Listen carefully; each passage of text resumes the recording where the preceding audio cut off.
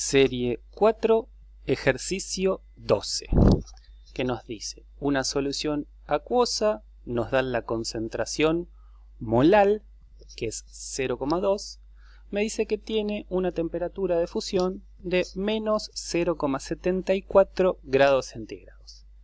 Y me pide comprobar si el soluto es un electrolito. Y calcular la presión osmótica de la solución, pero a 25 grados. Además, me dan de datos la constante crioscópica del agua, que es 1,86 grados centígrados sobre molal, y me dan la densidad del agua a 25 grados centígrados, que me dice que es 1 gramo por centímetro cúbico. Además, faltaría en el enunciado decir que la presión es una atmósfera. Bien, para realizar el punto 1 y decir si es un electrolito, vamos a utilizar, con los datos que tenemos, el descenso crioscópico.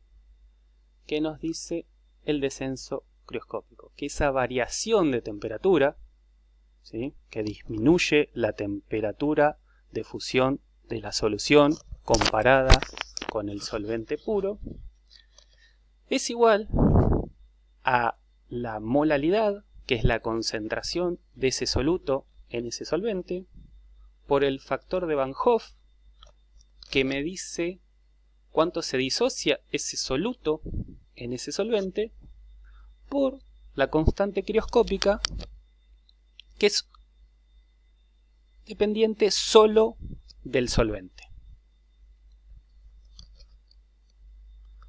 Como por definición el delta T debe ser positivo, se define como la temperatura de fusión del solvente puro menos la temperatura de fusión de la solución. Entonces despejemos el factor de Van Hoff de esta ecuación. Nos queda que el factor de Van Hoff es igual a la variación en la temperatura de fusión sobre la molalidad por la constante crioscópica. La molalidad es dato de enunciado, la constante crioscópica también, y para hallar el delta T o el descenso crioscópico tenemos que saber que a una atmósfera de presión la temperatura del solvente puro, que es agua, es 0 grados centígrados. 0 menos 0,74, el delta T es positivo y es 0,74 grados centígrados. La molalidad es 0,2 molal, la constante crioscópica 1,86 grados centígrados sobre molal, molal se va con molal, grados centígrados con grados centígrados, y esta cuenta nos da aproximadamente 2.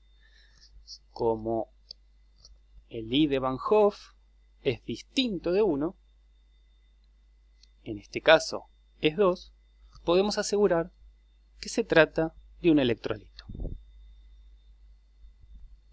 Pasemos al cálculo de la presión osmótica de la solución a 25 grados centígrados.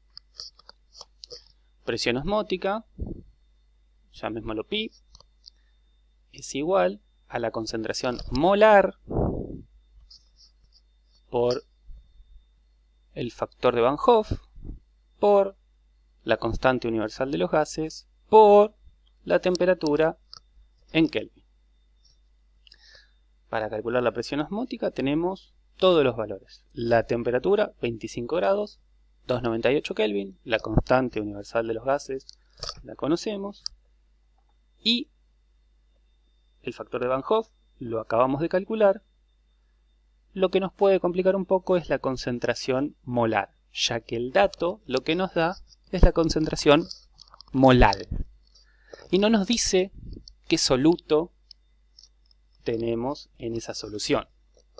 Entonces nos tenemos que agarrar de una pequeña suposición en la cual, como la solución es muy diluida, el aporte de ese soluto va a ser despreciable en la cantidad de solución, ¿sí? como la molalidad es mol por kilogramo de solvente y la molaridad es mol por litro de solución, si yo asumo que ese soluto me aporta poco en la solución, podría pasar de kilogramo de solvente a litro de solución, tomando como que todo es el solvente. Y además sabemos que la densidad del agua es de 1 gramo por centímetro cúbico o 1 kilo en 1 litro. Por ello, podemos decir que la molalidad es igual a la molaridad en este caso, ya que la solución es muy diluida y la densidad es 1 gramo por centímetro cúbico. Calculemos la presión osmótica. Tenemos la molaridad, el factor de Van Hoff que calculamos anteriormente, la constante universal de los gases y la temperatura en Kelvin. Kelvin se me va con Kelvin, mol con mol, litro con litro, me quedan atmósferas y me queda un valor de 9,8 atmósferas. Ya terminamos el ejercicio, pero ahora veamos un gráfico presión-temperatura, ¿sí? Donde tenemos lo ya visto. En este caso tenemos al agua, tenemos las curvas de equilibrio sólido-líquido, sólido-vapor y esta que es la de líquido-vapor. En las propiedades coligativas, cuando yo agrego un soluto no volátil, lo que me produce es una disminución en la presión de vapor, con lo cual podemos ver que este punto cae acá, este punto cae acá, este punto cae acá y así para cada uno de los puntos.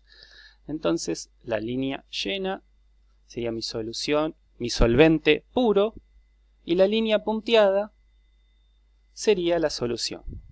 Fíjense que a una presión de 1 atmósfera, este punto sería el punto de congelación del agua, y menor a él, por eso es un descenso crioscópico, es el punto de congelación de la solución, o dilución, como dice acá. A la misma presión podemos ver que este es el punto de ebullición del agua, o sea del solvente puro, y un poquitito mayor es el punto de ebullición de la solución. Aquí tenemos el descenso crioscópico, aquí tenemos el ascenso ebullioscópico. Fíjense que para esta presión ocurre lo mismo, para esta presión ocurre lo mismo, para esta presión ocurre lo mismo.